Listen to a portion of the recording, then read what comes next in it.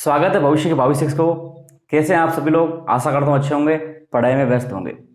अगर आप पढ़ाई में व्यस्त नहीं है तो बहुत कम समय बचा है, तो पढ़ाई में व्यस्त हो जाए। अगर पढ़ाई में व्यस्त होते हैं तो बिल्कुल आपका भविष्य मस्त हो जाएगा। अगर आप अभी मस्त है तो आपका भविष्य में है जो आपको व्यस्त होना पड़ेगा। तो साथियों, आज के इस वीडियो के अंदर बात करेंगे रीट को लेकर, कुछ महत्वपूर्ण बातों को लेकर, जिस पर लोग आपको बहुत ज़्यादा गुमराह कर रहे हैं। सच्चाई कुछ और है लेकिन लोग आपके सामने कुछ और बता रहे हैं अपनी खुद की पब्लिसिटी के लिए। जैसे कि 3 सितंबर की मीटिंग्स क्यों रखी गई है, इसके पीछे क्या उद्देश्य है, क्या कुछ होने वाला है।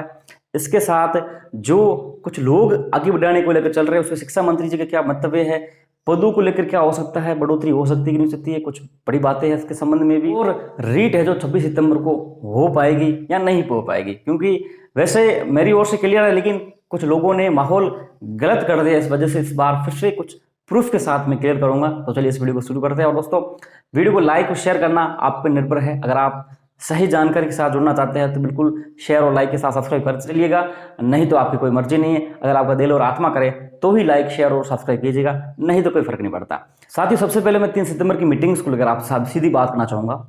दोस्तों, इस मीटिंग को लेकर मैंने आपसे पहले ही डायरेक्शन देना शुरू कर दी थी। ये मीटिंग आपके 1 सितंबर को प्रस्तावित थी। एक हैज 1 सितंबर में डाल रहा था डेली, लेकिन मैं इस बारे में आपको खुलकर नहीं बता रहा था क्योंकि कुछ लोग ऐसी कॉपी वाली गैंग सक्रिय है जो करते क्या है कि वो लोग पहले तो खुद कॉपी करते हैं, लेकिन वो वीडियो बनाकर इस तरह से लोगों के सामने पेश आते हैं जैसे वो खुद कहीं से जानकारी लेके आए, हमने ये कर दिया, हमारे पिछले सप्ताह का विवरण। दोस्तों, आप सभी को पता नहीं, आप यूट्यूब की दुनिया में खोए हुए, ट्विटर का जगत एक और है, वहाँ पे बहुत ज़्यादा बड़े बड़े जर्नलिस्ट है और वो क्या करते हैं कि 2-3 घंटे एक दिन पहले या जो किसी संबंध में जो पोस्ट करते हैं, तो ऐसे छड़क साहब लोग क्या करते हैं, उन चीज़ों को कॉपी करके यूट्यूब पे डालते हैं और लोगों को बोलते हैं यार देखो ये हो गया, मैंने आपसे कहा था।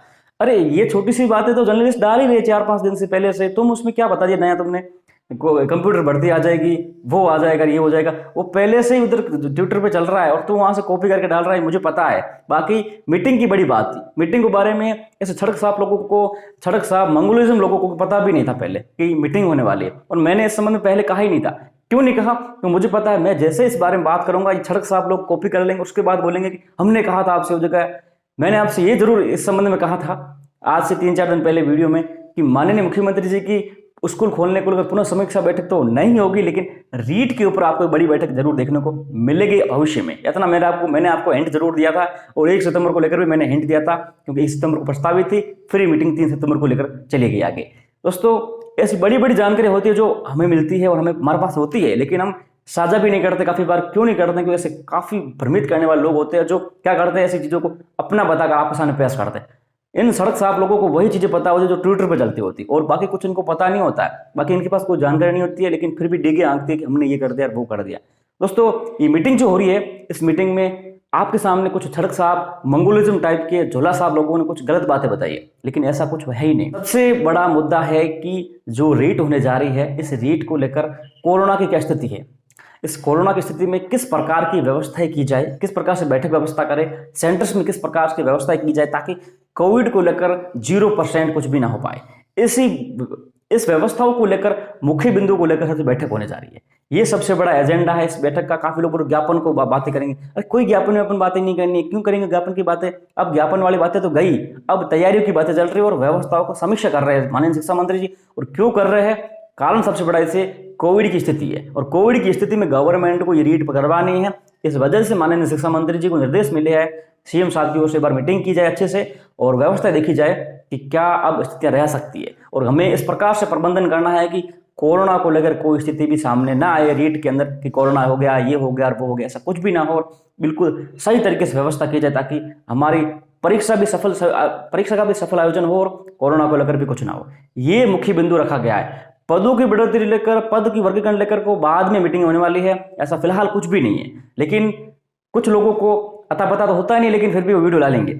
हमने कल का लाइव 11 बजे वाला स्थगित इसलिए ही किया था क्योंकि हमें पता था ये लोग क्या करते हैं, हम 11 बजे वीडियो डालते हैं, वो लोग 8 बजे लाइव आकर, कुछ लोग हैं जो आकर वो सारी बातें बताई हुई बातें कॉपी करके खुद बता देते हैं कि ये देखो हमने ये कहा, इसलिए हमने स्थगित कर दिया। हमने देखा था अब देखते हैं कि ऐसे फर्जी लोग आपसे क्या बातें करते हैं, और वही हुआ। उन फर्जी लोगों ने मन गढ़ंत बातें आपको सामने पेश कर दी, ये होगा ना बायोमेट्रिक फलाना, ये ज्ञापन देखेंगे। अरे कोई ज्ञापन ओपन नहीं देखने हैं। कोरोना को लेकर क्या चल रहा है और कोरोना में किस प्रकार से व्यवस्था की जाए ताकि रेट अच्छे से सफल हो जाए, इस वजह से की जा रही है।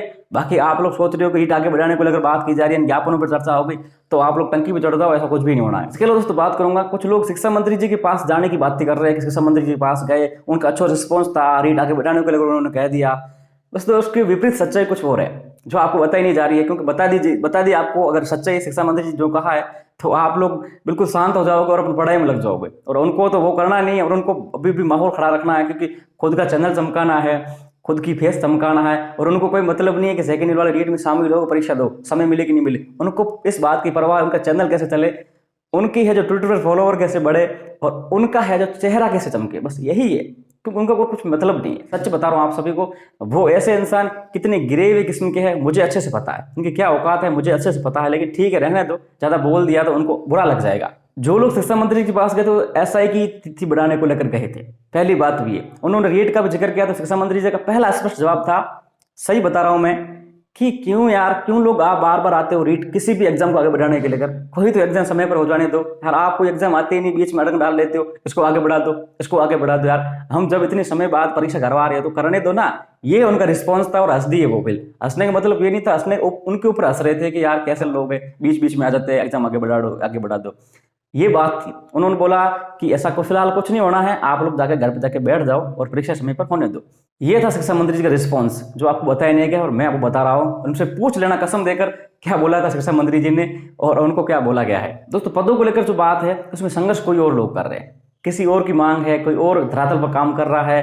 जैसे उपेंद्र जी को वो काफी लोग बोलते हैं उपेंद्र यादव ऐसे ही धरने दे रहा है, वो कर रहा है। आखिर वो बंदा आखिर धूप में तड़के में आता है, मांग करता है, धरना देता है, अनशन देता है, कुछ तो करता है ना, ताकि बेरोजगार का काम हो जाए। तू घर पे बैठ के वीडियो बना के क्या कर लेगा? तूने कुछ किया है क्या आजकल? तो किसी भी लांछन लगा से पहले सोच तूने क्या किया है, तूने कुछ किया है क्या? ऐसे लोग फर्जी लोग होते हैं। उपेंद्र यादव ऐसा है, गुमराह कर रहा है, कम से कम वो धरातल पे जाके धरना तो दे रहा है। तू देखे तूने कितने धरने दे दिए, तूने कितने अनशन कर दिए? वो कम से कम मांग तो उठा रहा है कि पद बढ़ाया जाए, और मांग उठाई उसने तो बिल्कुल उपेंद्र जी भाई साहब की मांग पूरी होगी। और हम सबकी भी मांग है, हम सब भी उनकी आवाज बुलंद कर रहे हैं, और बिल्कुल रीट के अंदर पद आपको 40,000 प्लस देखने को मिलेंगे। और ये आपको हम वादा कर रहे हैं, बिल्कुल आपको देखने को मिलेंगे। और कुछ दिनों में रीट के बाद आपके सामने एक बड़ी बैठक होने वाली है, फिर से बता रहा हूं मैं आपको। उसमें आपको पदों को लेकर, वर्गीकरण को लेकर, सारी बातों को लेकर मामला तय किया जाएगा। क्योंकि अभी सरकार है जो 6D वगैरह सब करवा रही है, इसके बाद सारी चीजें स्पष्ट होगी कि अब पद कितने निकलने वाले हैं उस पदों में। क्योंकि इस बार क्या हो रहा है कि माध्यमिक विभाग में भी है जो आपके की जा सकती है सीधी भर्ती रीट के माध्यम से, तो ये बाद में सारा शेड्यूल तय होना है 6D पोस्टें बढ़ने के बाद। तो फिलहाल इनको अता पता कुछ चीजों है नहीं, लेकिन फेंकेंगे जरूर वो लोग, क्योंकि आप लोगों को पता नहीं है। बात ये, क्योंकि अंधों में काना राजा होता है। अंधों में काना राजा इसलिए होता है कि जिनको नहीं पता होता उनके लिए जो नई चीज आती है उनको लगता है कि ये चीज सही है, हालांकि वो गलत होती है। अब बात करते हैं क्या वास्तव में रीट 26 सितंबर को हो पाएगी कि नहीं पाएगी, क्योंकि माहौल ऐसा खड़ा कर दिया है। और सेकेंड ईयर वाले विद्यार्थी तो इतने मतलब क्या ही हो गए हैं, किसी पता नहीं क्या ही उनके अंदर भूत चढ़ के लग रहा है उनको परीक्षा होगी नहीं। लेकिन वास्तविकता मैं अवगत करवाता हूं आपसे, सरकार ने पूरा मूड बना लिया है एग्जाम समय पर करवाने का।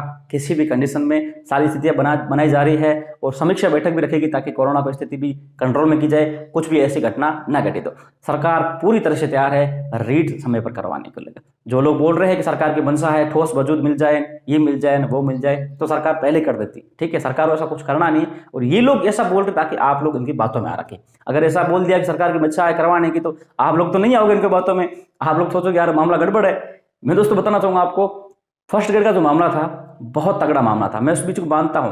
लेकिन सरकार की ठानी हुई बात इस वजह से सरकार ने उन सभी को दरकिनार करते हुए उस फर्स्ट ग्रेड एग्जाम को समय पर करवाया, कारण कि सरकार की इच्छा थी। इस बार सोच रहे लोग हम जो आंदोलन कर देंगे, वो कर देंगे, ज्ञापन दो, इनकी सच्चाई आप देखो, थोड़ा सा सच्चाई देखो। ये लोग बोलते हैं हम जो करते हैं वो सच होता है, और कभी हार नहीं मानते, कभी नहीं हारा ना हारोगे, ऐसे बहुत कुछ लोग मिलते हैं, कुछ लोग ऐसे बोलते हैं।